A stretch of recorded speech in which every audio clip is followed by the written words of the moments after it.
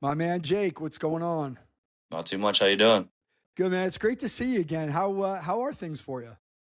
It's going good, other than rehabbing a torn Achilles. So it could be a little bit better, but yeah, it's going pretty good. Yeah, that's a pretty rough injury. When did it happen? So it actually happened twice this year. The first time in January, and then the second time 3 games into my baseball season at the beginning of May. Okay, so you did it in January, and then 5 months later you came back and you retore it. hmm How did you get back so fast? I guess is like. It's just the rehab was going well. Everything was going well. Swing was feeling good. Mhm. But yeah, it was the my first 2 games of the season. I had a couple hits, got to first base and everything. Everything felt good. And then the third game, just getting out of the box, I felt the same kind of snap, I guess, and I knew it wasn't good. So now what's the timeline for recovery based on injury? Probably. So I had my surgery in May, my second one, and then I'm not going to try to play this year again. I don't want to re-injure it, Yeah. so I'm going to, I guess, until April next year, but take it slow and get everything ready to go for next year. Sounds like a sound approach. Probably hard to do. I mean, we could talk more about that, but so Yeah. I don't want to meander too much, but I asked Jake to join me on the podcast. So Jake and I are friends. We know each other from a past life, my past life, his current life. Jake's a professional baseball player. Jake's a responsible gaming advocate, and just an all around really good guy. So I wanted to bring him on the podcast and talk about his story. So kind of with that background, Jake, why don't you just like share a little bit about yourself wherever you want to go with it? Yeah, for sure. As you can see, is my hat. I'm from Canada, from Halifax, Nova Scotia, and yeah, I grew up playing all the sports in the world, everything, especially hockey, baseball, and volleyball. Being from the same hometown as Sidney Crosby, Nathan McKinnon, hockey was a pretty big thing for Mhm. us. But had to have something to do in the summer, so I decided to start playing baseball. And then as my career progressed in baseball, as I got older, I found out that I was better at baseball than I was at hockey and volleyball. So Yeah. I decided to keep continuing that on. Yeah, I mean, I imagine being a kid from Canada, it was probably a hard decision ultimately to make to leave hockey behind and then stick to baseball exclusively. For sure, yeah, because our baseball season here, especially where I live on the East Coast, it's only about 2 or 3 months long each year. So I joke when I went to college that I was probably about 2,000 at bats behind these guys that are there, that are living in the states and playing all year round. So it Yeah. was it was an adjustment for sure. Well, I mean, I definitely want to talk about that, right? Like that idea that you started probably later than most. You had a lot less experience, a lot less reps playing the game, but ultimately got to really in essence the highest level of baseball, right? So like at what point, and we talk about that, Jake was drafted by the Yankees. What was it? 100 and what? Fifth overall in the third round in Yeah, 2019. Yeah, 153rd overall. So a kid who came from Canada playing hockey started playing baseball when he was, how old were you when you started playing baseball? I was probably 10. Yeah, started probably 5 years later than most American kids, was playing 2 months out of the year instead of 10, and ultimately got drafted in the third round, 105th overall. If nothing else that you get from this podcast, if you're listening, that's a really important message. Like, hey, you don't have to be on that track where you start at 5 and you play all year round. You can, get to where you want to go on a different path. Right. So then, like, at what point did you decide, hey, I'm going to leave hockey behind and I'm going to just stick with baseball?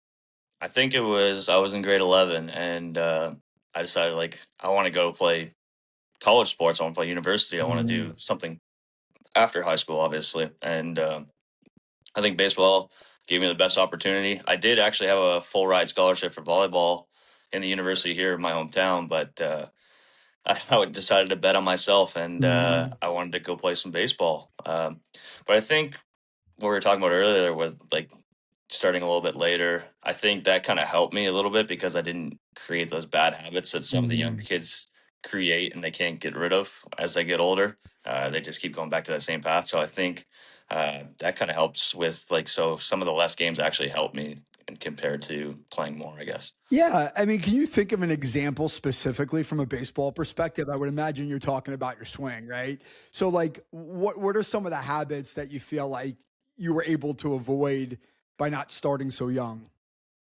Uh, my pitch selection was pretty good, so I think that was one of the big things, was being able to see which pitches I could actually drive, and like Mhm. taking the right pitches I could actually hit, instead of like, oh, this is a strike, but I can't do much with it, and stuff like that. And then as a as a Canadian, there's a lot of left-handed hitters, especially with golf and hockey. That's why we all hit left-handed. But Yeah. I throw right-handed, so it's a little bit different. But yeah, it was just kind of like a learning curve, learning experience, and my swing was pretty erratic growing up. So I kind of toned it down a little bit, and then got to where I needed to be, and then that's where I fall back into the basics all the time. Okay. But I like what you said about pitch selection, because I would have to imagine, and maybe I'm, sort of extrapolating a bit here, but I think what you described there is being process focused, right? Mhm. Like, I'm making good decisions versus like kids in the U.S. They start playing at 5 years old, and I'm gonna say all it's all about. I'm exaggerating, but it's all about the result, right? It's all about getting on base. It's all about making the travel team. It's all about statistics, and they're not thinking about the process. They're not thinking about approach. They're thinking about, I got to get a hit. I got to generate a For result, sure, yeah. right? One of the biggest things that like my coaches always used to say, it's not always a result. You're good if you fail 7 out of 10 times in Yeah. baseball. It's a game of failure.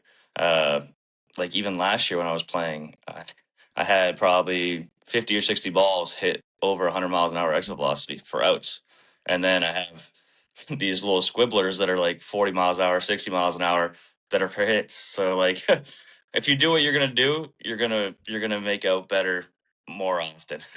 Yeah, and actually, it's a really good example, because I work with a lot of U.S. players who are high school kids who are getting recruited, and I tell them, like, the reason why exit velocity exists is exactly that. If I hit the ball really hard over time, I'm going to get more hits. Doesn't guarantee anything in the short run. So, like, what you just said there, like, I'll ask a kid when I'm working with them, is like, would you rather go 10 for 10 with 10 squibbers, or would you rather go 0 for 10 with 10 lasers? Right to somebody.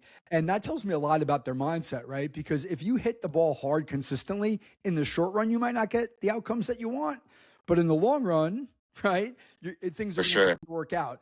And I think, I don't want to jump too far ahead to the gambling piece of this, but like, as a gambler myself, right, like, we have the same experience.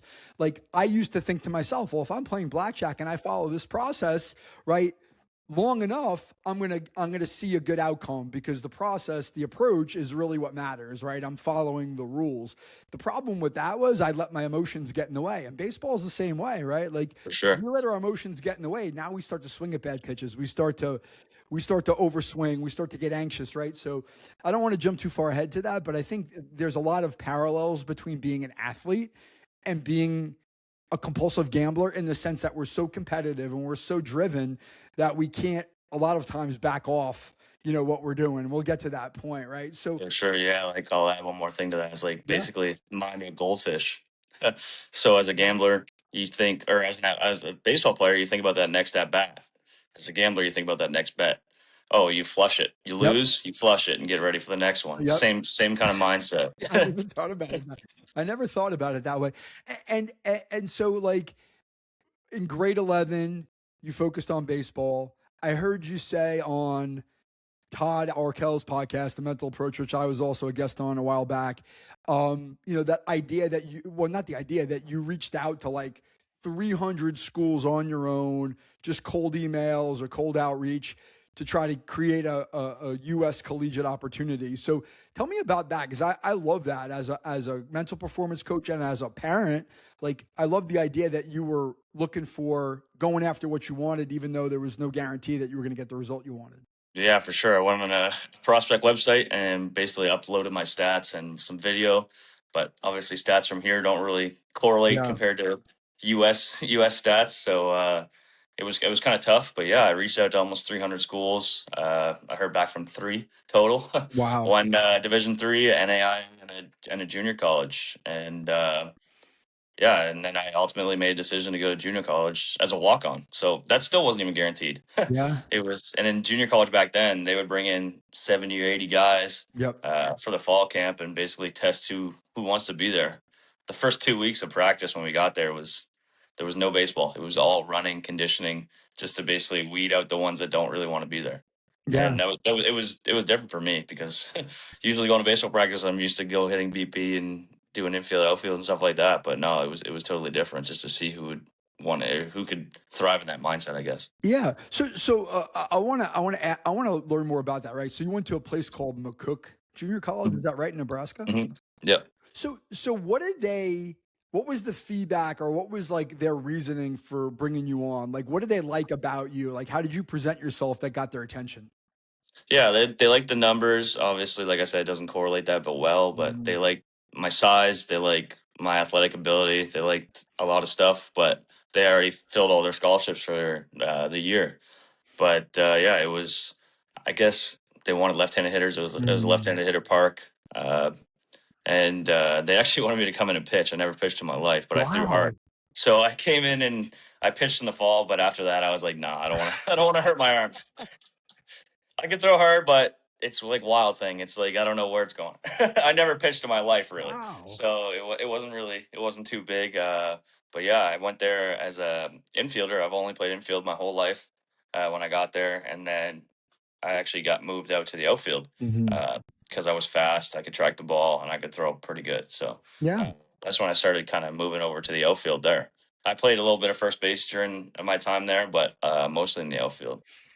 Yeah, I think it speaks to what you said before about betting on yourself, right? You took a big risk, right? I went to a place that I would never go to in my life probably, right? But for to play baseball. I have no guaranteed roster spot, right? Like they want me to do stuff that I've never done before, and I'm going to go and just bet on myself. So like what was your mindset making that move from Nova Scotia to Nebraska to a place you'd never been before with no guaranteed roster spot? How did you approach it when, I getting just there? I just wanted to get in there and play. That's all I wanted. I wanted to keep playing. I didn't want to stop playing because once Mhm. high school is done here, really, there's senior league, but that's about it. So I just wanted to keep going and get my school as well because that's important too.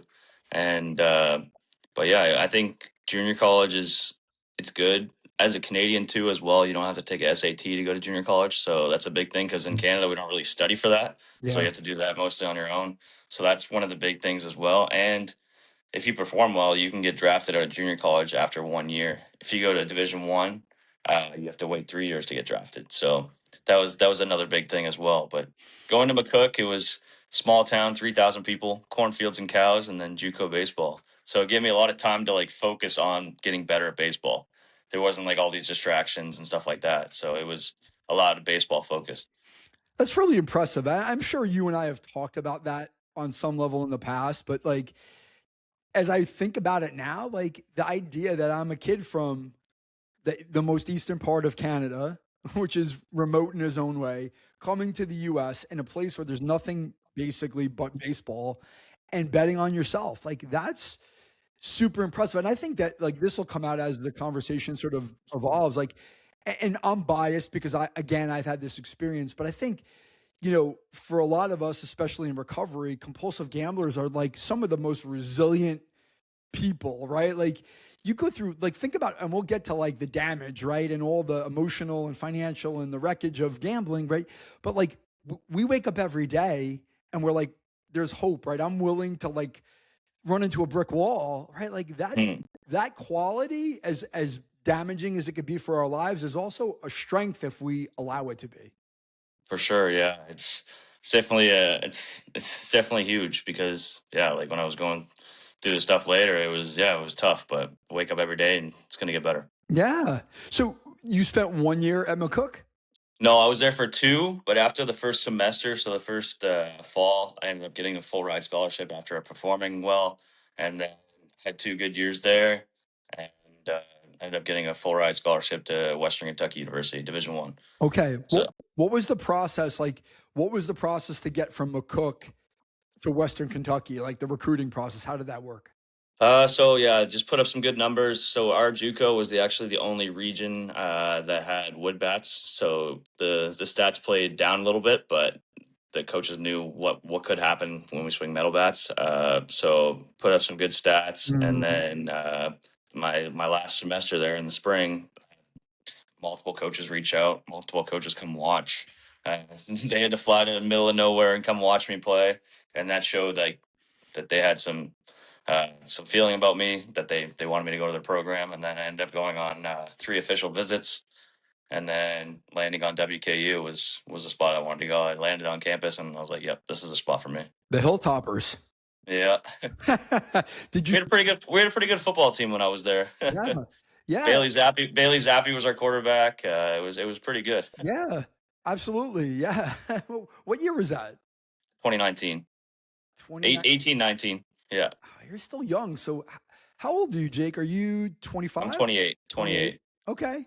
Yeah. So, did you spend 1 year or 2 years at WKU? Just one. Okay. And then you got drafted third overall. I mean, third round, 105th overall after 2 JUCO years, 1 walk on, and a year at WKU. Wow, that's pretty crazy stuff. Yeah, I don't know. I kind of got scared at the beginning of the season at WKU because I didn't hit a home run for the first 2 weeks. So March 1st, I actually hit my first home run, and then by the end of March, I had 17. So it was a pretty good year, a pretty good month for college baseball. You hit 17 home runs in 1 month. Yeah, Damn, boy. How many hits in a year? ended up with 23. Wow, that's a hell of a month. Yeah, and I was pretty mad. I was my last at bat of the year in the college tournament. I was hitting 399. So I was either going to go to 400 or 398. And I hit a line drive to second base and got out. So I ended up with 398. 398 with 23 home runs. Yeah, I guess that'll get you drafted. Yeah, I ended up winning the Triple Crown for Conference USA. So yeah. Yeah, man. So, like, at what point did you know you were on draft radars?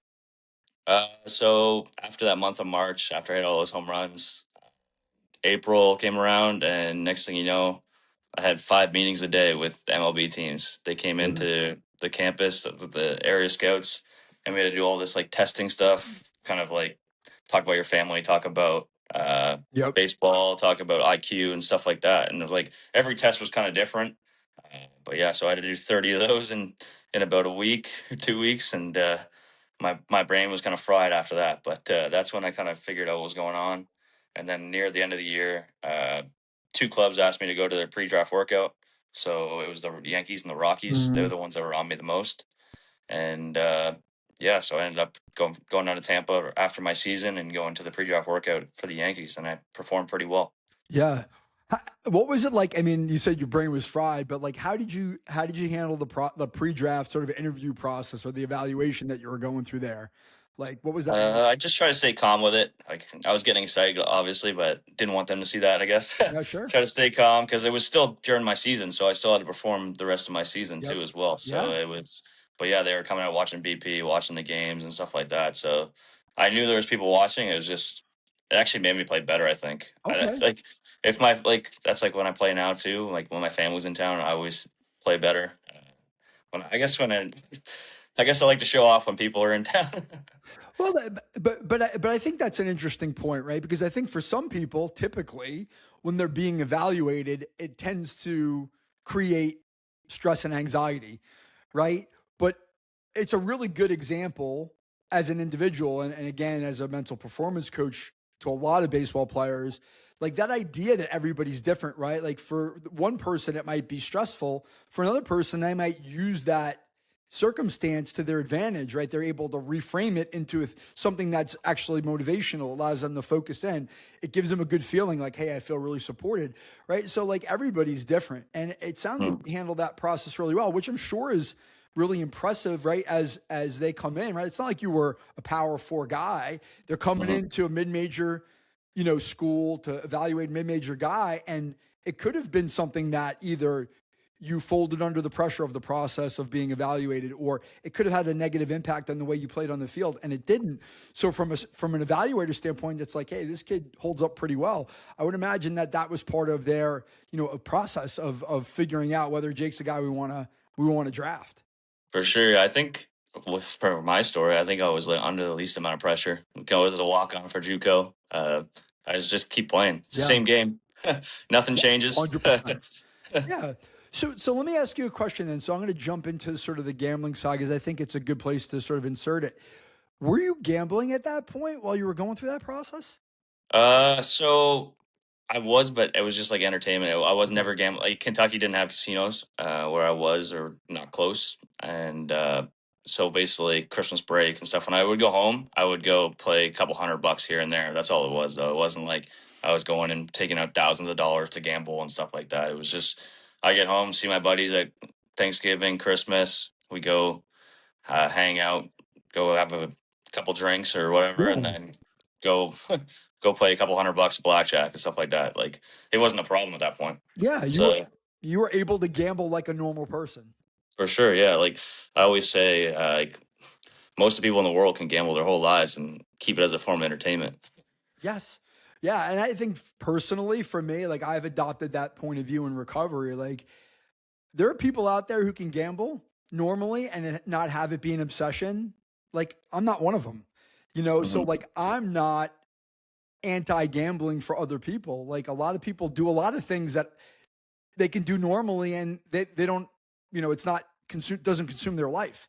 Gambling is just one of those things that consume my life from a very young age. And actually I think, in some ways there's some similarities between you and me as well, because I started gambling in casinos when I was in college, and it was probably the first time in my life where knew I had a problem. I said it out loud at like 19 years old. I was, in fact, ironically, I was going to Canada, right? I went to school in Michigan. I would go to Windsor and I would go Yeah, to the casino. And the first time I ever said I had a problem with gambling was when I came home from the casino in Windsor, Casino Windsor, at like yeah. 8 a.m. on a Saturday or Sunday morning after an overnight bender. And so Hmm. like it happens to all of us. Like some people can do it normally, and we'll talk about your work because I know we've done some of the same work, and you're working for FanDuel now, and that. But like, so when did the gambling? Like, I know you were exposed to it. You said you went to the casino on your 19th birthday. I was listening to the podcast. You with your grandmothers, and you kind of did it recreationally. And like, so like, at what point did gambling become a bigger thing in your life? I think I had that aha moment that you had kind of at the conference tournament there at Mm, WKU. We were staying in Biloxi, Mississippi. yep. If you know Biloxi, it's kind of like Vegas of the South. There's casinos everywhere, and we stayed at the Golden Nugget. That was our team hotel for the week. We got our per diem. It wasn't much, but at this time there was no NIL. So me being out of state, out of country, to try to find some ways to make some money, I guess. And Mhm. we went down there 5 days in a row. We were there. We played roulette. We put our per diem together, and out of the 5 days, we only won one time. But in my mind, it was kind of crazy how we kept going back and chasing and chasing and chasing, just those wins. But at the end of the tournament, one of the seniors texted us and said, "Let's have one last hurrah together. Let's go hang out. We're going on the bus in the morning. Who knows when we're going to see each other again." So went down there, had about $300 left, and went and played some slots. I lost $200 within 5 minutes. I was about to walk out with my 100 and just leave. And then I saw one more slot machine that I saw people online playing, and I was like, let's try it.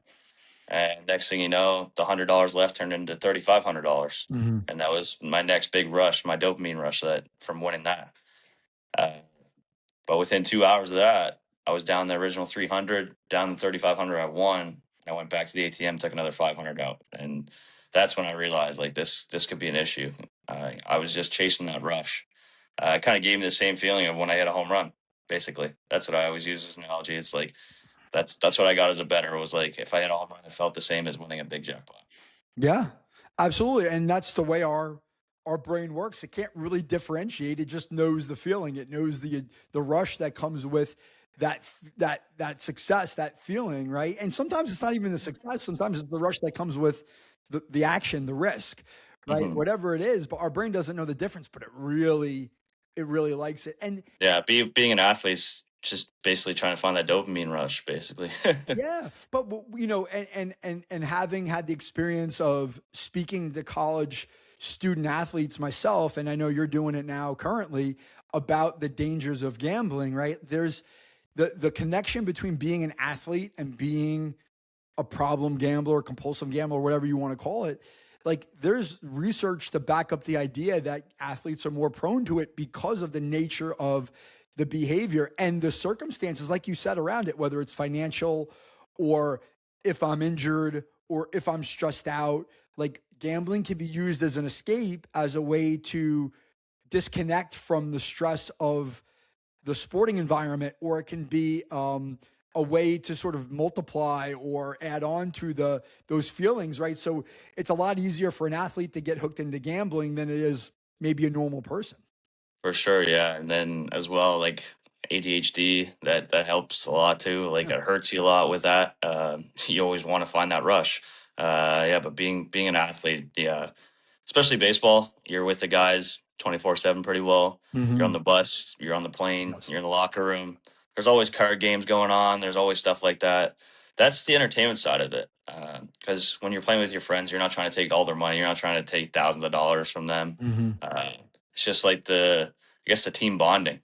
It's just a thing to kill time. But like when you start owing people money, owing or taking money out, and that you don't have to spend your rent money, your food money, that's when it starts to become a problem. Yep. Yeah, I had that same experience. Like when you were talking about going back to the ATM in a casino after having lost all the money that maybe you won. Like I've had that experience. Those multiple trips to the ATM, and like it feels like crap, but you still Mhm. do it anyway because you're so intent on getting your money back, chasing losses, right? And then the team element, I want to talk about that because I've also had that experience in different ways, just in terms of the social aspect of gambling, right? So like it's a team bonding thing. It's the thing that athletes do sometimes, especially male athletes, they do together to connect. But, for the 30 guys that are doing it normally, there's probably one or two or three that are not. Right. So Mhm. like, can you talk about that? Did you feel compelled to be a part of that? Or was it just like there was no thought given to participating? So I did play some poker games here and there, but I was able to keep it under control with that. But I don't know what for me, mine was most of my gambling was casino based. I Mhm. think it was just being in that environment, uh, being surrounded by people. Just I don't know what it was, uh, but yeah, it was just I guess being in the actual physical casino because like even like now, like I never bet online. I never did any of that Mhm. stuff. I didn't want to have to hide it from anybody. Uh, I just wanted to basically have it as that entertainment. But uh, for me, it was just like I just kept going there, kept going there, and then it just ended up becoming a problem because I would go so much, and I'd end up, like I said, going back to the ATM, taking more money out. If I was with my friends, I would always try to go to a different ATM so they wouldn't see me take more money out. Yep. It was like, as a gambler, you like to hide a lot of things. Uh, Especially a male gambler, you'd like to talk about your wins, but you never talk about your losses. Uh, like I have a presentation, I have a picture in there. It says I won $8,500, but who knows how much money I put in to get that? Or like, say I could have took out 15,000 and just left with money, right? Like, but at that time, I didn't want to say that. It was it was like, oh, I won some money, nice, instead of oh, I lost this to get this. Yeah. There's a lot of shame in it, right? There's a lot of For sure. shame in gambling, right? And it's yeah, it's losing money, but it's also just the idea that I can't control myself. And we want people to see us in the Hmm. world a certain way. So we portray the good stuff and we hide the bad stuff, but then all that bad stuff just eats away at us on the inside, But right? like I even had times like where I was with players at the table I didn't know. They're like, "Oh, you're up. You should probably leave." Or even like dealers and pit bosses are like, "Oh, you should leave before you give all this back." Yeah. And like I was I was like shameless, I guess, and I was like, "Ah, I'm good. I'll keep winning." And then next thing you know, I'm walking out with nothing. It's a terrible feeling. Hmm. Yeah. So tell me about the progression of the behavior when you got to pro ball. Like how did that sort of like what were you doing when you were playing in the minors? Like where how did the gambling take place? Yeah, well, I'll start for the rest of the people at the beginning a little bit. Okay. Started off at 19, legal age to gamble here in Nova Scotia. I went with my grandmas. They go every Friday. They're in that entertainment people. Like they can go every week, and if they win some money, they'll leave. If they lose the money, they don't go back to the ATM. So I went there the first time. They both gave me $100, and next thing you know, I walked out with 1,200. So that was that first dopamine rush, and then it slowly progressed. Like I said, going out with my buddies and stuff like Mhm. that, but it still stayed under wraps. I had a controlled limit. I didn't go back and stuff like that. Uh, then I get to pro ball, and I get my signing bonus. I signed for 600,000 US at 21, so almost a million Canadian, and I kind of felt invincible. I was like, oh, this money's never going to run out. Mhm. I can go spend 500 here, 500 there, and I'll be fine. But those $500 days turned into $1,000 days, turned into $5,000 days, and ultimately like $20,000 days because I kept chasing my losses. And it was just chasing that rush. Like you said, I was still playing. I was in my prime of my career for baseball, Mhm. and I was basically living a double life. It was between the white lines, all I thought about was baseball. But after I got off the field, it was like, oh, where are we going? What are we doing? What casino are we going to? Uh, Even like spring training, there's so many casinos down in Tampa area, and we only had to be at the field from 8 to noon every day. Had to figure out what to do with the rest of the day. Golfing, fishing, stuff I love to do, but I found myself with a group of guys that love going to the casino. But for them, they could keep it under control. And at the start, I could. We'd go to dinner, uh, grab some drinks, and play a little blackjack and go home. Mhm. But then I saw it started progressing, and it was like, oh, I'll catch an Uber later, or I'll stay up a little bit later, and then I'll see you guys at the field tomorrow. Ultimately, staying up all night, then going right from the casino to the field. So it was kind of a crazy. It happened all within almost a year. So it was crazy how it progressed so quick. Did anybody call you out on it? Did anybody say anything to you about it, or did they let you just sort of do your thing? No, it was kind of like do my thing, and like I said, I felt invincible. So I was like, oh, I'll be fine. I'll get out of this hole. And ultimately, a little bit later, they started to realize, and then there was more like jokes about it, and that's when made you feel more shame then. Yep. And the guy's like, "Oh, you got your meal money. You're gonna go to the casino with that and stuff like that." So it's just like I was trying to hide it, but uh, for me, it was all casino stuff, so people knew I was there. It Yep. wasn't like I was in the bathroom on my phone. Right. Yeah, and I've had that experience. I'm much older than you, but it was the same thing for me when I gambled. Right, you kind of get that reputation, right, and then people make fun of you for it, right, or they They're like, "Why can't you just stop?" Like, right. yeah. Yeah. So I guess, and I know again, you and I've talked about this privately, at least a little bit, but I think it's really worth sort of getting into for other people to understand. Like, did it affect? Did you feel like it was affecting your play on the field? So, like I said, I wasn't living that double life. I actually was performing pretty well. I think in the minor leagues, I was a 290 hitter, which is not bad in the minor leagues. I had Great. like 27 home runs within 2 years, so it was pretty good.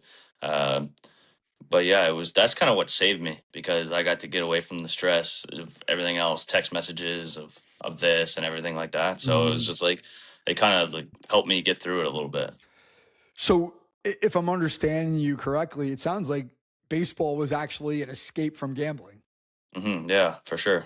Yeah, I think that goes back to what I was saying earlier initially when we first got on. Like, that's a, like, to me, right? Like, maybe it's weird for somebody to think of it this way who's not a gambler or who doesn't have the experience, but like I see the resilience in that. Like, it could have been really easy for that gambling to seep into your performance, right?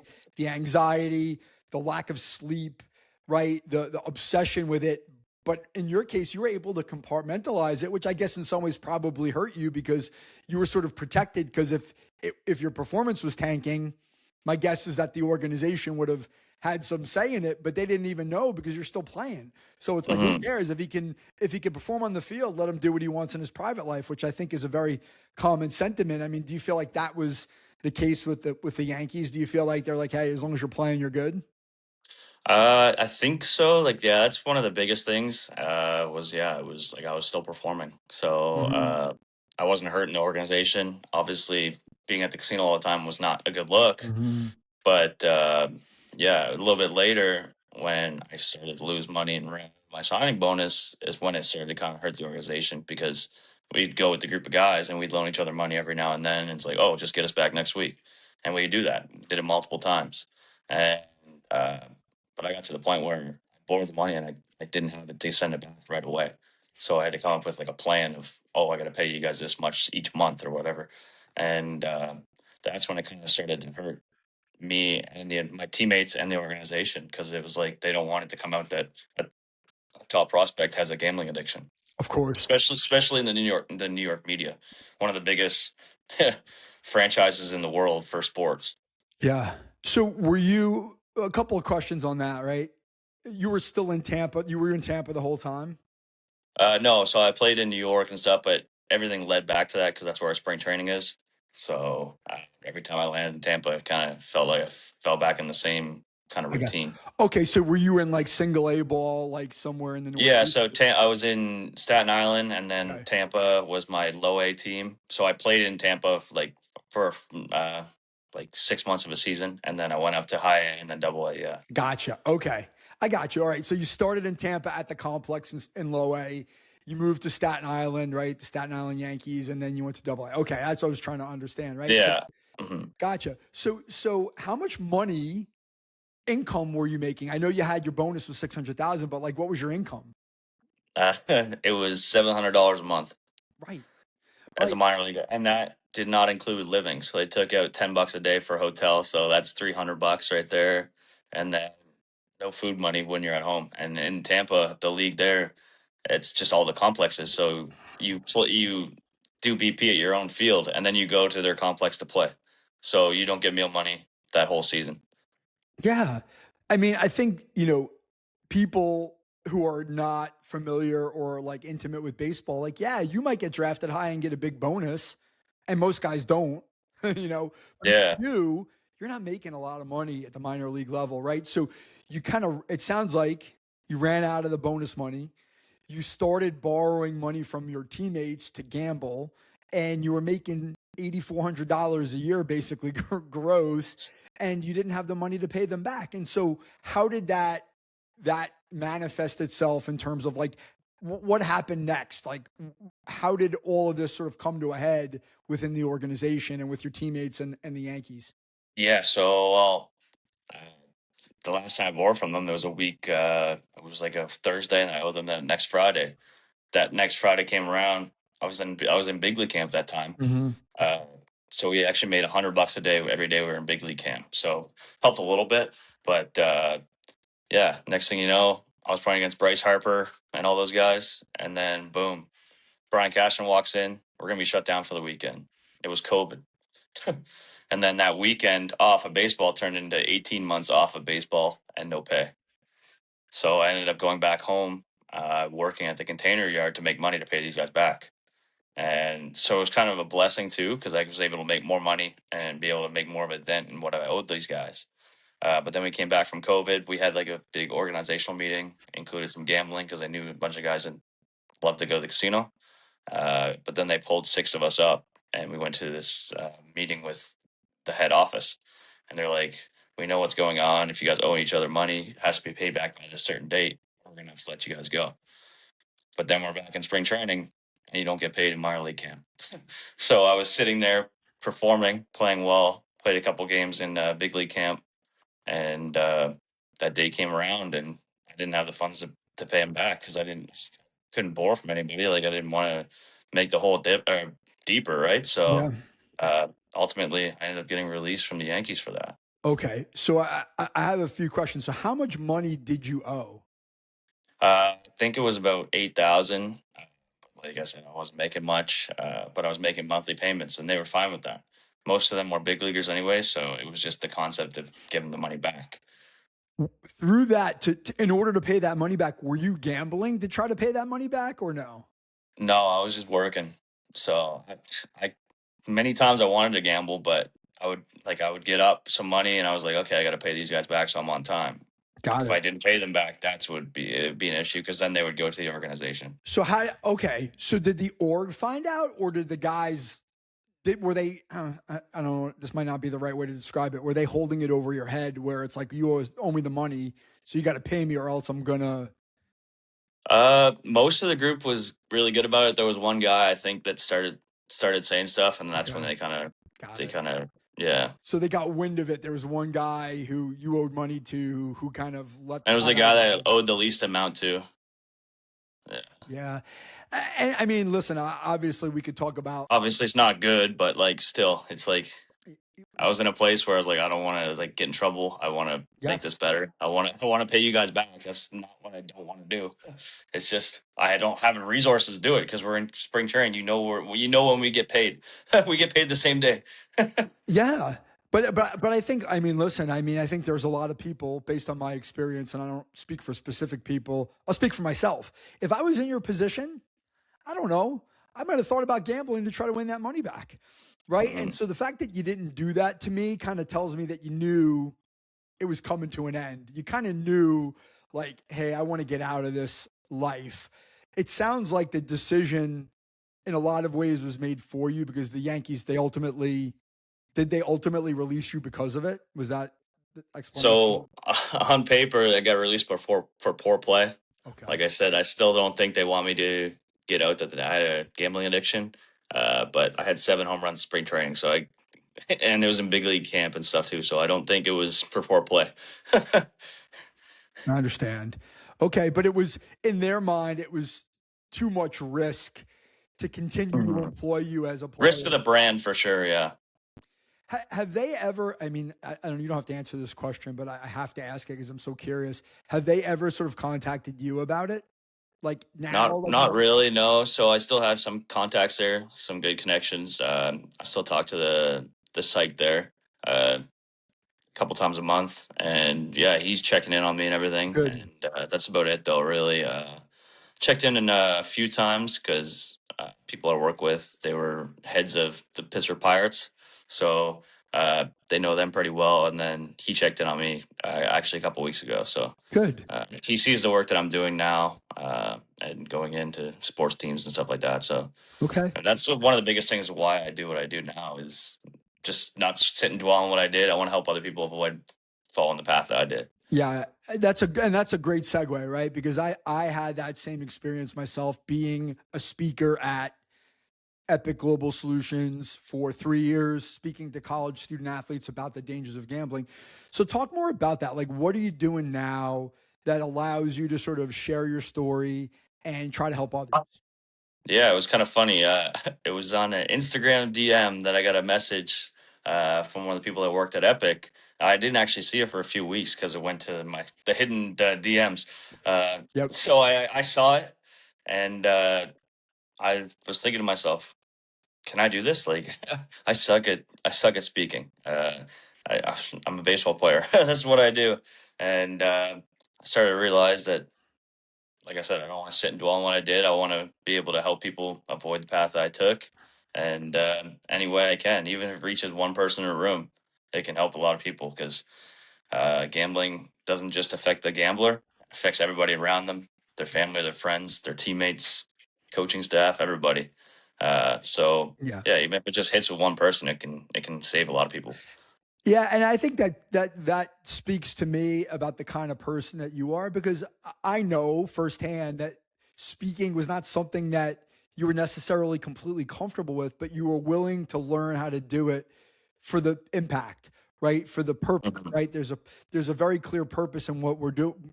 Where I'm not doing it anymore, but what you're doing in the work of speaking to student athletes, right? And so that that desire to live that mission is greater than the fear, the anxiety, the difficulty of speaking in front of a group of people. Now you layer on, and I've had this experience because I used to speak. I spoke before I got to Epic, but when you stand in front of a room of two, three, four, five, 600 kids, and you start telling them about, oh, I'm a gambling compulsive gambler, and I did all these things, like that is shit's not easy. How did you sort of get through that? Yeah, for sure. Like when I first started, my story was pretty linear. It was just pretty straight to the point. It was pretty short because I didn't really know what to talk about. But it's for me, it's just cool to be able to resonate with these guys because I was Mm, sitting in their seats 5, 6, 7 years ago, yeah. doing the same thing there, walking into a meeting, think it's a compliance meeting, like, oh, this guy's just gonna talk to us about a bunch of numbers and just tell us all this stuff not to do. But with Epic, we don't tell people like it's not anti-gambling; we're anti-gambling harm. So we want to just help people avoid getting Mhm. past that entertainment phase of gambling. And yeah, it was yeah tough. But over the last, I've been working with them for 3 years. It's been getting a lot better for sure. I went to 45 different schools last year just to go present. So it's definitely ramping up, and gambling's not going to slow down. It's only getting higher, especially with prediction markets and everything as well. Uh, it's not going to go away. It's just being able to like mitigate and how to be Mhm. responsible about it. Yeah. And I think, it's similar to me. There's a parallel between your career as a speaker, as somebody who's trying to educate people, and as a baseball player. Is like that your core personality, your being is somebody who's willing to sort of fail, right? To get to what you want. And I think like that's really admirable that you're willing to just continue to get better and challenge yourself and take those risks because it's hard. And I know 45 schools in a year, like I did it. It's draining as fuck. Excuse my language. Right? Like getting on a plane, you're traveling more than you're speaking. You might travel like some places. I travel 5 or 6 hours to get to a 1 hour speaking engagement and get back on a plane to come home. And you're doing that all the time. And it's hard to kind of stay with that, and you're willing to do that for the cause and to be a better person. And I think that that's should be recognized by people, because I think it's really hard thing to do. And maybe I'm tooting my own horn in a way, but I just know that what you're doing is just really cool, and I'm proud of you for it. I think it's awesome. I wanted to ask you a question, and then I got completely sidetracked on what I was thinking about. But I guess I'll say it this way: like, it has to be cool to be that guy in front of the room who you were there probably 10 years ago. So, like, do you ever have kids come up to you or talk to you after the fact, after like you give a speaking engagement about like something that's going on in their life, whether it's with them or a family member or somebody else, an experience with gambling that you're able to connect with them on? Yeah, for sure. Most of the schools we go into, we either do big presentations with all the student athletes, or we Mhm. do like individual ones. Mhm. But a lot of team individual ones ask good questions because they don't want to ask in front of 600 people. They'd Yeah. rather ask in front of their teammates. Another big part is the coaching staff. Uh, if somebody asks, or says that they're going through something, they don't want to ask that in front of their staff. So I have a lot of people that come up after. I leave my info as well. So if they don't want to ask me personally, just message me. But yeah, they come up after and they're like, I'm going through this, or my teammates going through this. What can I do? And now I have like the team and right directions and contacts to send people. If I can't help them directly, I can send them to somebody and help them get the help they need before they lose eligibility, before all that stuff, because that's a big thing right now. You can see in college Mhm. basketball, it's huge. A lot of eligibility stuff. Not all the like, I guess all the laws aren't really written out for the athletes, so they don't know what they can do, what they can't do, and it's tough because one wrong move they can lose all their eligibility. Yeah. Yeah. A couple more questions as we wrap up. Like, how does it make you feel to be able to help somebody like that? No, it's pretty cool. Yeah, it's awesome because, like I said, I wish I had something like that when I was going through it. Uh, would probably give me a knock on the head. It's like, oh, I'm actually doing something bad. I need to be able to fix this before it gets out of hand. Because I seen what it did to my family, and my friends. I don't want that to happen with them. That's one of the biggest things. Is yeah, just be able to keep it under control. Yeah, and right, exactly. I think the idea that we can relate to somebody else who has experience, like that's the real value in it, right? It's a Mhm. relatability of, hey, this guy's a human being. He's telling me his story. He's sharing with me all the challenges he went through so that I don't have to endure them. And I think I don't know how I would have done with that if I was a student, if I was younger and someone would have said that to me. It probably would have helped a lot. So I think I felt a lot of the same things you feel. It's really cool to be able to do that and to be able to help, because we're all human beings. We're fallible. We make mistakes, For right? sure. There's always a road back if you do the work. And I think you're doing the work. And I think that that's really cool. So, what does the future hold for you? Like, where do you want to go in the future with your work as a speaker? Talk about like your future of your baseball career. Like, where do you want to be next? Yeah, I just want to keep doing what I'm doing right now. Like I said, gambling's not going to go away. It's only going to get more in your face, I guess. So I just want to keep going down the same path, keep getting my knowledge up, so I can help Mm. everybody as much as I can. And yeah, after this Achilles injury is healed, hopefully play again next year. and look forward to seeing if I can make the Team Canada roster for the Olympics in 2028. Uh, and also, I've had some opportunities to become a coach in baseball. See what my leg does, I guess. And if I can't play anymore, that's probably the next path I want to do, because I think with my work now, I can kind of understand a little bit more about the athlete, what's going on, and how I can help them in each and every aspect of the game or in life. Yeah, and I think your story is really powerful and valuable in that there's life after. There's life after an addiction, which we hear a lot about nowadays, which is great, but you can never have enough stories because everybody's story is different. So people are going to relate to that. There's life after that. There's also life after injury, right? And I think that that's also a core message, right? And Achilles is a very serious injury. He did it twice. There's a path back. There's a path back to play. There's a path to coaching. There's a path to all this different stuff in your life. And I think that that's really important for people to hear. So the last question I'll ask you, and I ask this of everybody, like if you had to give one piece of advice, particularly to a student athlete who might be in struggling with gambling, what would it be? I know it's hard, but ask for help if you think you're something going through it. Ask for help before it gets too late. It's easier to fix it while you're going through it than at the end. That's one of the biggest things. Is I wish I would have asked for help earlier, but I was too ignorant, I think, and I was like, "Oh, I got this. I can figure this out." And yeah, I think that's one of the biggest things is just ask for the help that you need.